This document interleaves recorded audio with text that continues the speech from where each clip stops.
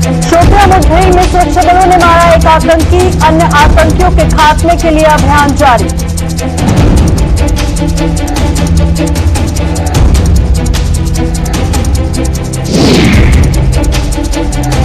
रिहायश छीने जाने से खफा हुए श्रीनगर में सेवाएं दे रहे जम्मू के सरकारी मुलाजिम, सुरक्षा व्यवस्था को लेकर भी चेहरों पर दिख रहा डर।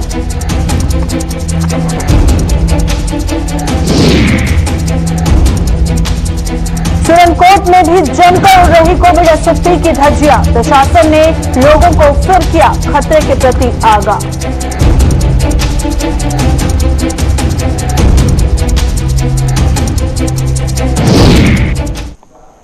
नमस्कार, जम्मू कश्मीर का ये बुलेटिन देख रहे हैं आप और मैं हूं प्रियंका गुप्ता आपके साथ। बुलेटिन की शुरुआत करेंगे साउथ कश्मीर के शोपियां में जो एनकाउंटर चल रहा है उसके हवाले से जो अपडेट है, क्योंकि उत्तरी कश्मीर के शोपियां जिले के चकचोला इलाके में आज जारी मुठभेड़ में सुरक्षा बलों ने अभी तक एक आतंकी को मार गिराया है।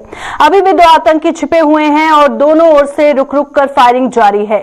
स्थानीय पुलिस और सुरक्षा बलों को क्षेत्र में आतंकियों की मौजूदगी का पता चला था, जिसके बाद क्षेत्र में तलाशी अभियान चलाया गया। इसी दौरान आतंकियों का सुरक्षा बलों से सामना हो गया और सबसे पहले सुरक्षा बलों ने आतंकियों को आत्मसमर्पण करने के लिए चेतावनी दी, जिसे अनसुना कर आतंकियों ने फायरिंग शुरू कर दी।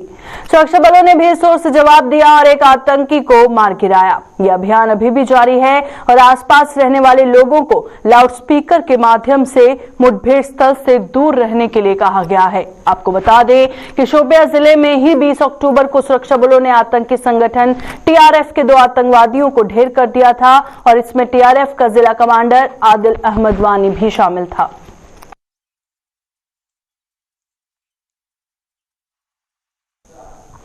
कश्मीर घाटी में सेवाएं दे रहे जम्मू के सरकारी मुलाजिम ने उनसे सुरक्षा और रिहायश छीने जाने से बेहद खौफजदा हो गए हैं। इन मुलाजिमों ने जम्मू कश्मीर प्रशासन पर उनके साथ दगा और दर-बदर किए जाने का आरोप लगाया है।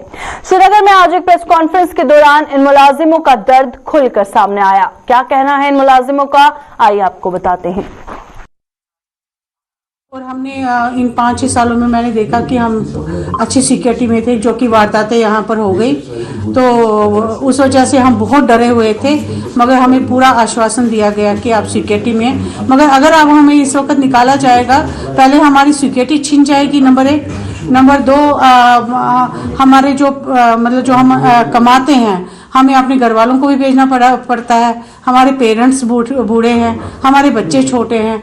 हम यहाँ पर किराया देंगे कि हम उनको भेजेंगे, हम खाएंगे क्या? अभी ठंड का मौसम है जिसमें पूरा काफी पैसा खर्च होता है, पूरा देखना पड़ता है यहाँ पर खाने पीने वगैरह।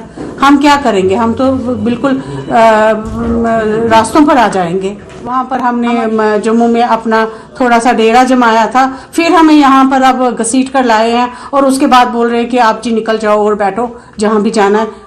हम जाएंगे कहाँ? रीजन क्या है? यही हमारा HRA बोलते हैं कि हमें HRA या तो काट लीजिए, हम आपका HRA काटेंगे, तब आपको अकोमोडेशन देंगे। तो हमारे पास इतना पैसा, हम छोटे छोटे मुलाजिम हैं यहाँ पर, हम थोड़े इतने गेस्टेड पोस्ट के हैं जी, डायरेक्टर है तो हम अपना खुद को पालेंगे कि अपने बच्चों को पालेंगे? हमारा यही है कि हम यहाँ सिक्योरिटी जोन में हैं, हमें यही रखा जाए, सिक्योरिटी में रखा जाए और हमारे जैसा चल रहा है वैसे चलने दीजिए, ताकि हम अपना घर भी देखें और खुद को भी देख लें। जिला पुंछ की सुरनकोट तहसील के लोग कोविड गाइडलाइंस का पालन नहीं कर रहे हैं। मास्क तो लोगों के लिए इतिहास का एक पन्ना बन चुका है और अस्पतालों या फिर अन्य सरकारी कार्यालयों में भी नियमों की जमकर धज्जियां उड़ाई जा रही हैं। कोरोना का प्रकोप एक बार फिर से बढ़ने के बावजूद सुरनकोट के लोग इस खतरे से पूरी तरह से बेखबर हो चुके हैं, जिन्हें स्वास्थ्य विभाग के अलावा म्युनिसिपल कमेटी के अधिकारियों ने भी नियमों का पालन करने की अपील की है, ताकि आने वाली तबाही से बचा जा सके। आप जगह देखो केसेस कोविड के बढ़ रहे हैं, ठीक है ना। और ये हो सकता है कि आने वाले टाइम में ये पीक भी हो, जो थर्ड पीक जिसके काफ़ी टाइम से हम इंतज़ार में थे कि थर्ड पीक आ सकती है कोविड की। इसीलिए सब लोगों से ये गुजारिश है कि एक तो सबसे ज़्यादा सोशल डिस्टेंसिंग का पालन करें, बाज़ारों में फंक्शंस इतने होते हैं वहाँ पे मास्क का जो एहतमाम करें, और तीसरा जो है टेस्ट करवाने में झिझके नहीं कि टेस्ट करेंगे हमें केस का पता चलेगा, केस को आइसोलेट करेंगे, उसको पब्लिक या गैदरिंग में नहीं जाने देंगे, उससे वायरस के फैलने में कमी आती है। इसीलिए आज पूरी दुनिया में आप देखें दोबारा से ये सर्ज हो रहा है ना। तो जो चीज़ हम कर सकते हैं वो हमारे बस में है, और जो नहीं कर सकते वो ऊपर वाले के हाथ में। लेकिन जो हमारे सामने है, टेस्टिंग है, सोशल डिस्टेंसिंग है, मास्क का एहतमाम है, ये सारी पब्लिक को करना है। तो इसीलिए 100% वैक्सीनेशन, जिसकी वैक्सीन नहीं हुई है वो भी सामने आए। कोशिश हो रही है कि घर घर पहुंचा जाए और सबको वैक्सीनेट किया जाए। वैक्सीनेशन होगी, टेस्ट प्रॉपर, हर एक जो भी हॉस्पिटल में आए या हमारे कैंप्स लगते हैं वहां पे जाके टेस्ट करें, सोशल डिस्टेंसिंग का पालन करें और मास्क की पाबंदी करें। अपने टोनसुन कोट के जितने भी हमारे भाई हैं, मैं उनसे ये रिक्वेस्ट करना चाहता हूं कि वो SOP का ध्यान रखें और इसको ढीला मत समझें।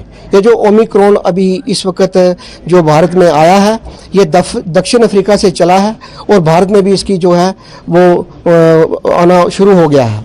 तो मैं यही कहना चाहता हूं कि इसके लिए आपको प्रिपेयर होना पड़ेगा, नहीं तो जैसे हमारा पिछले बार कितना बड़ा लॉस हुआ है, वो इतना भीड़ भाड़ वाली जगह पर ना जाएं। SOPs का ध्यान रखें और सोशल डिस्टेंसिंग को मेंटेन करके रखें। सरकार से आग्रह करना चाहता हूं कि इस मामले में आपने कोई ढिलाई नहीं करनी है। जान है तो जहान है। अगर हम स्वस्थ रहेंगे तो तभी हम बच रहेंगे। तो इसलिए मेरी सरकार से यह है कि इसको ढीला मत लें और सख्ती करें ताकि हमारे लोग अपनी जानों को बचा सकें। बकरवालों के विभिन्न संगठनों ने पहाड़ी समुदाय द्वारा शेड्यूल ट्राइब का दर्जा दिए जाने की मांग को सरासर गलत करार दिया है। गुर्जर बकरवाल संगठनों ने पहाड़ियों पर सरकार को गुमराह करने का आरोप लगाते हुए कहा कि पहाड़ियों की ये मांग पहले से ही ठुकराई जा चुकी है। ये लोग गुर्जर बकरवालों को 1996 में ST का दर्जा दिए जाने के बाद ये मांग करने लगे हैं, जिसका कोई आधार नहीं है। पहाड़ी मांग कर रहे हैं कि हमें शेड्यूल ट्राइब दिया जाए और मिसलीड करने की कोशिश की जा रही है एडमिनिस्ट्रेशन को।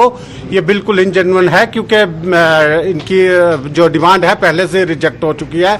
किसी भी कमीशन ने आज तक इनको रिकमेंड नहीं किया, इवन OBC के लिए भी रिकमेंड नहीं किया है, और शेड्यूल ट्राइब की तो बात ही नहीं है।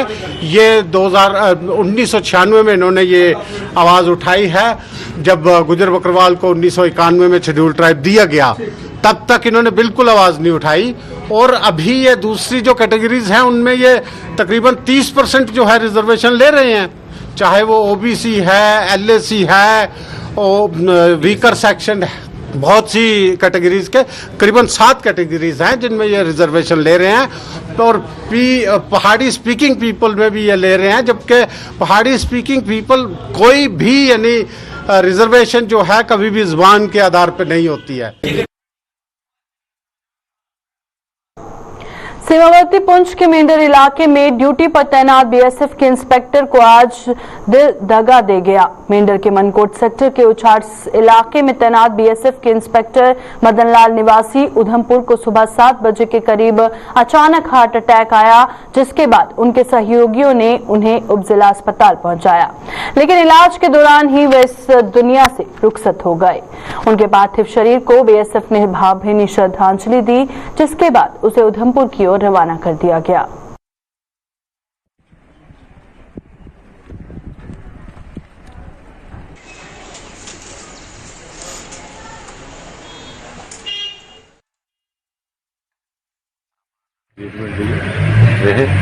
लेकिन due to heavy massive heart attack 8:10 पर जो है ये डेथ हो गई, ये डिक्लेयर डेथ।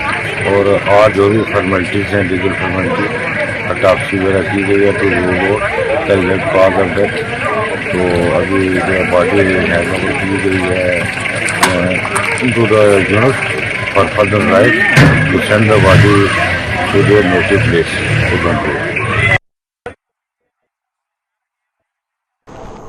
जम्मू कश्मीर में जनाधार बढ़ा रही लोक जनशक्ति पार्टी का कुंभा दिन ब दिन बढ़ता जा रहा है। पार्टी के जम्मू मुख्यालय में आज आयोजित एक कार्यक्रम के दौरान कई लोगों ने लोक जनशक्ति पार्टी का दामन थामा। इन सभी का पार्टी के राज्य प्रधान रफीक मलिक ने स्वागत करते हुए उम्मीद जताई कि वो लोक जनशक्ति पार्टी की नीतियों को जन जन तक पहुंचाने में अपना हर संभव योगदान देंगे।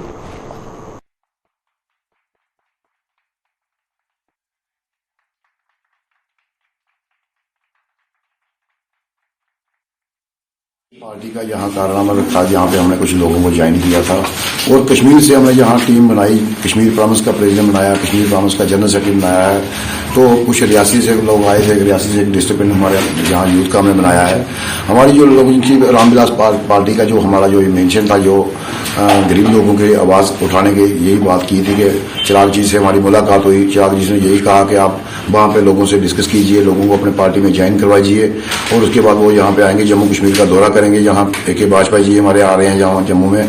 तो हमारी ये पार्टी का यही मकसद था कि पिछले दिनों जो हमारी पार्टी का नाम चेंज हो गया, लोक जनशक्ति से रामविलास पार्टी का नाम दिया गया है, तो उसका भी हम वेलकम कर रहे हैं। जम्मू कश्मीर के जितने हमारे जो लोग थे, आज हमने यही लोगों गरीब लोगों की आवाज़ उठाने के लिए, जो हमारे हर डिस्ट्रिक्टों से आवाज़ उठ रही है कि लोग इनकी पार्टी जो गरीबों के हवाला करेगी, गरीबों की आवाज़ उठाएगी। आज खुल के देखा आप लोगों ने ज्वाइन कर रहे हैं हमारी पार्टी में, तो हम पूरे लीडरशिप हमारी जो सीनियर है सब हमें वेलकम यहाँ इनका करते हैं। तो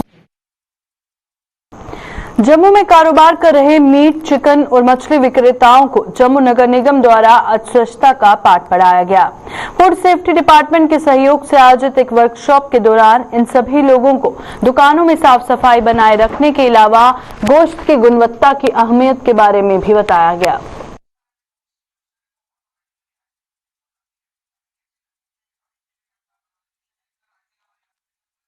मीट, चिकन या फिश इस काम से जुड़े हुए हैं, उनको इस काम में कैसे करना है और जैसे मीट एंड मीट हाइजीन है वो कैसे मेंटेन रखनी है।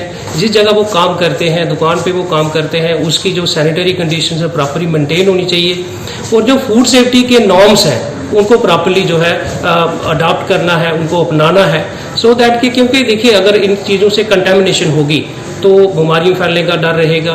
क्योंकि जो फूड बॉर्न डिजीजेज हैं, जैसे ये मीट, चिकन या फिश की मैं बात कर रहा हूँ, ये एक मेन फूड आइटम है जो हम सब लोग कंज्यूम करते हैं, तो इसलिए इनका साफ सुथरा रहना और इसके साथ साथ जो लोग इस काम से जुड़े हैं उनकी पर्सनल हाइजीन, जैसे वो काम करते हैं उनकी अपनी साफ सफाई ठीक रहनी चाहिए, उनका जो मेडिकल चेकअप है वो रेगुलर बेसिस पे होना चाहिए। उसके साथ ही जैसे वो मैं पर्सनल हाइजीन की बात कर रहा हूँ, नेल प्रॉपरली ट्रिम्ड होनी चाहिए, हेयर कैप्स पहननी चाहिए, हैंड ग्लव्स इस्तेमाल करने चाहिए। तो ये चीज़ें जो है उसी के लिए आज ये eat right smart city movement जो हमारे जम्मू शहर के अंदर अब स्मार्ट सिटी का जो है प्रोग्राम चल रहा है, तो उसी के तहत ये प्रोग्राम रखा गया था। जम्मू के सुचेतगढ़ इलाके के घराना इलाके में वेटलैंड की जमीन पर लोगों द्वारा किए गए कब्जा छुड़ाने की मुहिम पर उपजा विवाद थमने का नाम नहीं ले रहा। घराना के उन लोगों ने आज आरएसपुरा में एक रैली निकालकर अपना रोष जताया, जिनसे प्रशासन जमीनें वापस लेने की मुहिम छेड़ चुका है। घराना से एक रैली की शक्ल में ये लोग आरएसपुरा पहुंचे और एसडीएम रामलाल को इस मामले से संबंधित एक ज्ञापन सौंपकर प्रशासन की मुहिम को सरासर गलत बताया।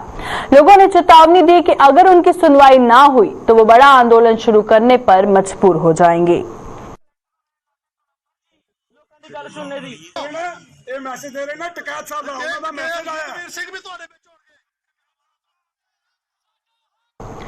स्मार्ट सिटी में शुमार श्रीनगर शहर की यातायात व्यवस्था पर लोगों ने सवालिया निशान लगाए हैं। ये लोग श्रीनगर की सड़कों पर बनाए गए कुछ डायवर्जन को बंद कर दिए जाने से बेहद खफा नजर आ रहे हैं। लोगों का आरोप है कि पुराने डायवर्जन बंद कर फुटपाथों को काट कर बनाए गए नए डायवर्जन वाहन चालकों के लिए खतराए जान साबित हो रहे हैं और इसके बावजूद प्रशासन कुछ नहीं कर पा रहा।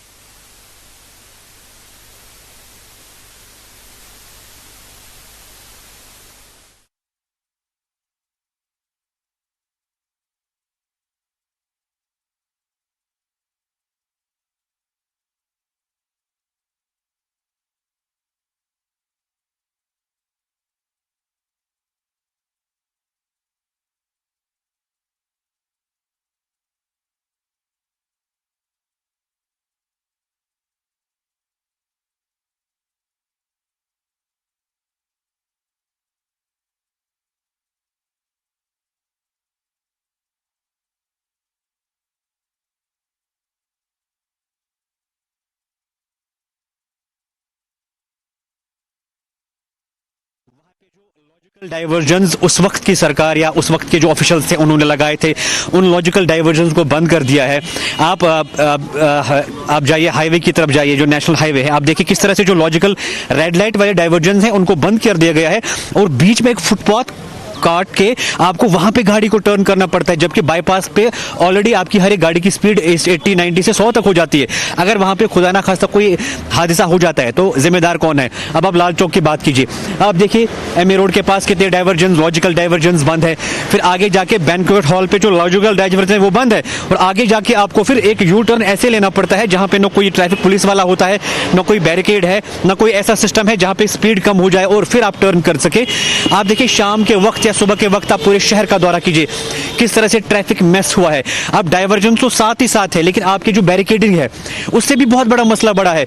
बैरिकेडिंग के साथ साथ आपकी जो डाइवर्जन है, आप देखिए शहर में ऑलरेडी कितना ट्रैफिक है। जब आपने डाइवर्जन क्रिएट किए, आपने इंटरसेक्शंस को ब्लॉक कर दिया, तो जिस गाड़ी को यहां पे क्रॉस करना था वो गाड़ी अब आगे 1 और किलोमीटर भागती है। जब 1 और किलोमीटर भागती है, जब उसको अब टर्न करना है तो वहां पे उसका जैम लगा हुआ है। तो ये जो आप देखेंगे, जो मैस खड़ी हो गई है, अभी तो आप देखेंगे कि विंटर्स है इसलिए उतना ज़्यादा फ्लो नहीं है, ऑफिसेज का काम चल रहा है, स्कूल्स की बसेस अभी बंद है, या आप सेक्रेट की बात करें तो ये कुछ लोड अभी कम है। लेकिन जब ये लोड सामने आएगा आप खुद अंदाज़ा लगा सकते हैं कि सिचुएशन कितनी वर्स हो सकती है इस श्रीनगर की।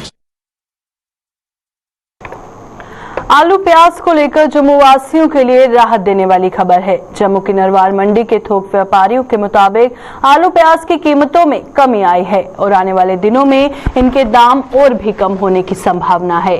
थोक व्यापारियों के मुताबिक अब अलवर और इंदौर से प्याज की नई फसल आनी शुरू हो चुकी है और यही वजह है कि प्याज की कीमतें अब घट रही हैं।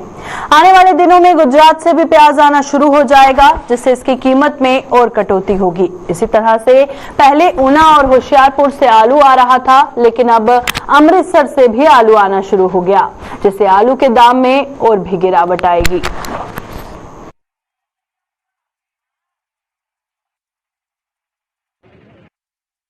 इंदौर की फसल निकल गई है, अभी और 15-20 दिन के बाद भावनगर गुजरात की फसल निकलेगी, तो प्याज जो है अभी कोई संभावना नहीं है ऊपर जाने की।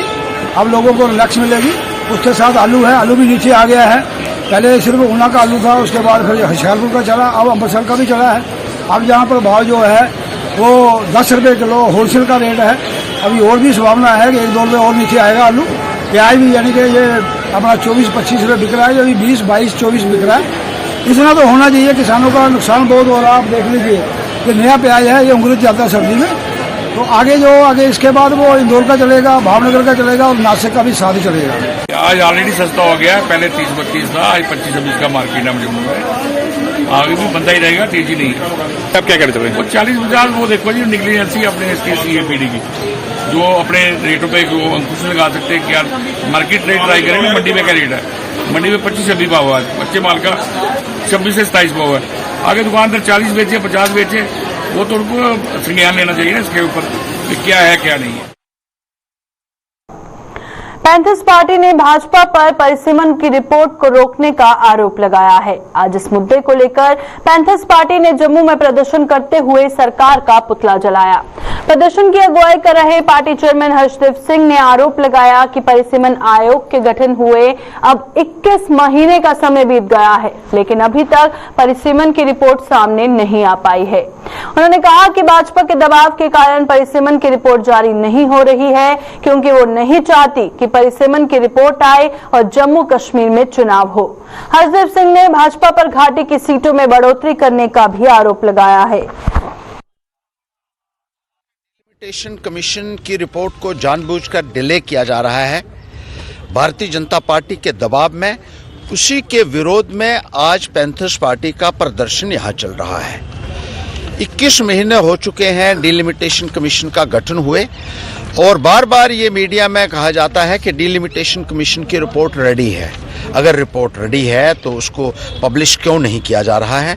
ऐसा लगता है कि भारतीय जनता पार्टी नहीं चाहती है कि डिलिमिटेशन हो और जम्मू कश्मीर में चुनाव हो। और दूसरी बात यह है कि कश्मीर की सीटों को फिर बढ़ाया जा रहा है और एक भारी अंतर जम्मू और कश्मीर के बीच में रखा जा रहा है। जब हमारी बात हुई थी डिलिमिटेशन कमीशन के साथ तो उन्होंने ये बात तस्लीम की थी कि क्राइटेरिया जो है वो पॉपुलेशन के साथ साथ ज्योग्राफिकल एरिया भी है। अगर पॉपुलेशन कश्मीर की हमारे से 12% ज़्यादा है, लेकिन हमारा ज्योग्राफिकल एरिया लगभग दुगना है कश्मीर से। एक और जम्मू कश्मीर का बागबानी विभाग किसानों को बागबानी की ओर आकर्षित करने के लिए कई योजनाएं चला रहा है, तो वहीं जो किसान पहले से ही बागबानी से जुड़े हुए हैं उनकी कोई भी सुध नहीं ली जा रही। ऐसे ही कुछ आरोप बिश्ना ब्लॉक के गांव सिकंदपुर के बागवान श्याम सिंह चाड़क ने लगाए। श्याम सिंह चाड़क का आरोप है कि हाल ही में हुई ओलावृष्टि से उनकी संतरे की पैदावार का भारी नुकसान हुआ था, लेकिन मुआवजा मिलना तो दूर, कोई भी अधिकारी उन्हें हुए नुकसान का जायजा लेने तक नहीं आया। ओलावृष्टि हुई है इत्थे ते इहदे विच जिन्ना नुकसान होया सारी मुंजियां दा नुकसान होया ओहदे विच ते आखदे ने लोग कोई पैसे वगैरह देआ देना, और इत्थों आ जेहड़ा बाग दा नुकसान है जेहड़ा ये मेजर नुकसान होया साड़ा।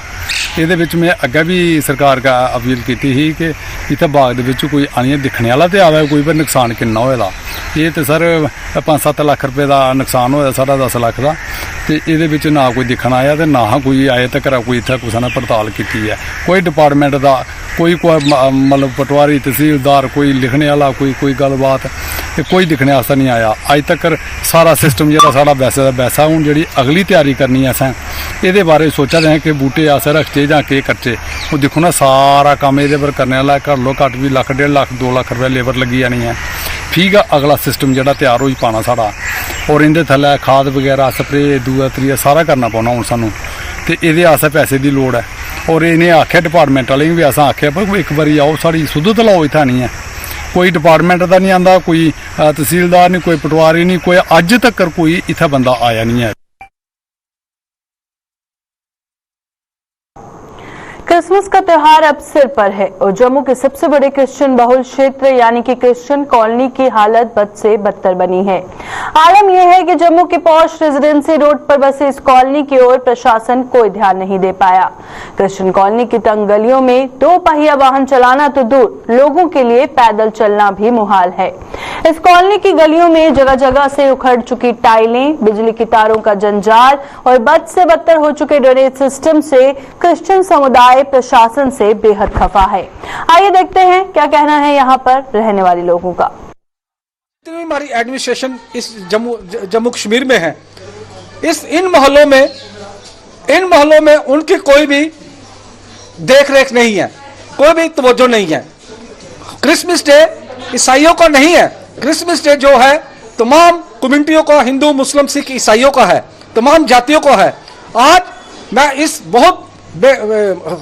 मोहल्ले की तरफ से, इस बरादरी की तरफ से बहुत दुख की बात करता हूँ commissioner secretary housing and urban से और कमिश्नर म्यूनसिपैलिटी से और मेयर से, जो क्रिसमस की हालत के ऊपर बुजुर्ग लोग गिरते हैं। आज गलियों की कोई मरम्मत नहीं, नई टायर नहीं लग रही कोई 10 साल से।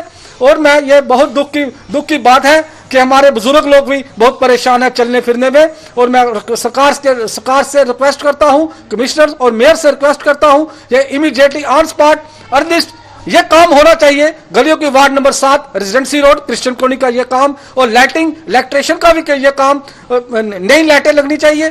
कॉर्पोरेटर रितु चौधरी के पास ये मैसेज क्रिश्चियन कॉलोनी की तरफ से पहुंचाना चाहता हूं। हमारे मोहल्ले की गलियां जो है ना बहुत टूटी हुई है हालत में, कम से कम 2-3 साल से ऐसी पड़ी हुई हैं, जबकि हमारा क्रिसमस डे जो कि पूरी ऑल ओवर वर्ल्ड में मनाया जाता है और वो भी नज़दीक आता जा रहा है।